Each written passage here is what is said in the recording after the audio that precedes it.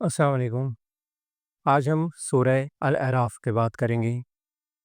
सूरह अल-अराफ 8वें पारे से शुरू हो रही है और सबसे तवील मक्की सूरत है।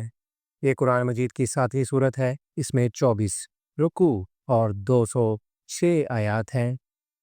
इसकी आखिरी आयत आयत सजदा है। इस सूरत मुबारक का नाम इसकी आयत नंबर 46 में लफ्ज़ अल-अराफ से अख़ज़ किया गया है। अल-अराफ जन्नत और दोज़ख के दरमियान एक बुलंद मुकाम है, जिस पर ऐसे लोग होंगे जो अहले जन्नत और अहले दोज़ख को इनकी अलामात की बिना पर पहचानते होंगे।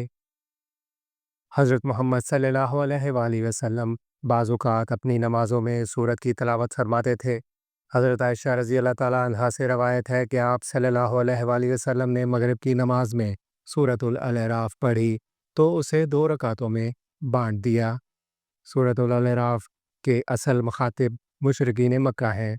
इसमें मुतअद्दिद अंबिया इकराम अलैहिस्सलाम की तबलीग दीन का ज़िक्र है और अंबिया इकराम अलैहिस्सलाम की बात ना मानने वाले नाफरमान लोगों के बुरे अंजाम का ज़िक्र किया गया है। सूरह नाम और सूरह अल-अराफ का ज़माना नज़ूल भी करीब करीब है और मज़ामीन भी मिलते जुलते हैं। सूरह अल-अराफ के मरकज़ी मौज़ू अक़ीदा तौहीद, रसालत और आखिरत का इस्बात, कुरान मजीद का मंज़िल मिनल्लाह अल्लाह की तरफ से नाजिल करदा होना और अल्लाह ताला की तरफ से नबी करीम ख़ातमुल नबीयीन सल्लल्लाहु अलैहि वसल्लम को हौसला और तसल्ली देना है। सूरह अल-अराफ के आगाज़ में इस बात का ऐलान किया गया है कि कुरान मजीद अल्लाह ताला की अज़ीम शान किताब और हज़ूर अकरम ख़ातिमुन नबीयीन सल्लल्लाहु अलैहि वसल्लम का दायमी मुअज़्ज़ा है। सूरह के आगाज़ में किस्सा आदम व इब्लीस को तफ़सील से बयान करते हुए मुशरिकीन मक्का को गुरूर तकब्बुर से बचने की तलकीन की गई है। अंबिया इकराम अलैहिस्सलाम की अताअत करने की तलकीन की गई है और अताअत व फरमाबरदारी पर जज़ा और नाफरमानी पर सज़ा का ज़िक्र किया गया है। सूरह अल-अराफ में इखलाकी खूबियाँ बयान की गई हैं और नबी करीम सल्लल्लाहु अलैहि वसल्लम को इरशाद फरमाया गया है कि अफ़ू व दरगुज़र से काम लीजिए, नेकी का हुक्म दीजिए और जाहलों से एराज़ बरतिए। इस सूरत में गुस्से के वक्त ताउज़ पढ़ने की नसीहत की गई है। सूरह अल-अराफ की आयत नंबर 157 और 158 में नबी करीम सल्लल्लाहु अलैहि वसल्लम की नबूवत व रिसालत की आफाकियत और आलमगीरियत का बयान है। अल्लाह ताला ने कामयाबी और निजात का वह ज़रिया नबी करीम सल्लल्लाहु अलैहि वसल्लम की इत्तबा व इताअत व फर्माबरदारी को करार दिया है।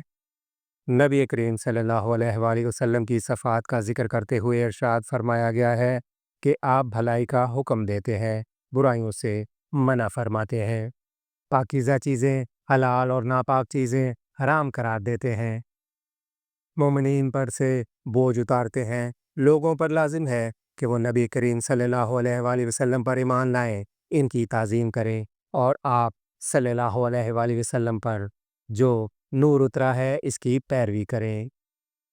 इस नूर से मुराद कुरान मजीद है जो मोमिन के दिल को रोशन और कुफ्र व शिरक और जहालत की तारीकियाँ दूर करता है। सूरह अल-अराफ में इस बात का तज़किरा है कि शैतान इंसान को मुख्तलिफ़ अतराफ से बहकाता है। नबी करीम सल्लल्लाहु अलैहि वसल्लम ने शैतान के बहकावे से बचने के लिए हमें दर्ज ज़ैल दुआ सिखाई है। तर्जुमा: ए अल्लाह मेरे दिल को मुनव्वर कर दे, मेरे कानों को नूर रोशनी से भर दे, मेरी आँखों को रोशन कर दे, मेरे नीचे नूर कर दे, मेरे ऊपर नूर कर दे, मेरे दाएं नूर कर दे, मेरे बाएं नूर कर दे, मेरे आगे नूर कर दे, मेरे पीछे नूर कर दे और मेरे लिए नूर को अज़ील कर दे। सूरह अल-अराफ के आखिर में कुरान मजीद की तलावत के आदाब का बयान है कि जब कुरान मजीद पढ़ा जाए तो उसे गौर से सुनो और खामोश रहो ताकि तुम पर रहम किया जाए। सूरह अल-अराफ में चंद दुआएं हैं। सूरह अल-अराफ आयत नंबर 89। तर्जुमा: और हमारे रब ने अपने इल्म से हर शय का अहाता फरमा लिया है, हमने अल्लाह ही पर भरोसा किया। ए अल्लाह हमारे रब, فیصلہ فرما دے ہمارے اور ہماری قوم کے درمیان حق کے ساتھ، اور تو سب سے بہتر فیصلہ فرمانے والا ہے۔ سورہ الاعراف آیت نمبر 151، ترجمہ: اے میرے رب، مجھے اور میرے بھائی کو معاف فرما اور ہمیں اپنی رحمت میں داخل فرما، اور تو سب سے بڑھ کر رحم فرمانے والا ہے۔ سورہ الاعراف آیت نمبر 47، ترجمہ: اے ہمارے رب، ہمیں ظالم قوم کے ساتھ شامل نہ فرما۔ سورہ الاعراف آیت نمبر 126، 126، ترجمہ: اے ہمارے رب، ہم پر صبر اندیل دے اور ہمیں اسلام کی حالت میں اٹھا۔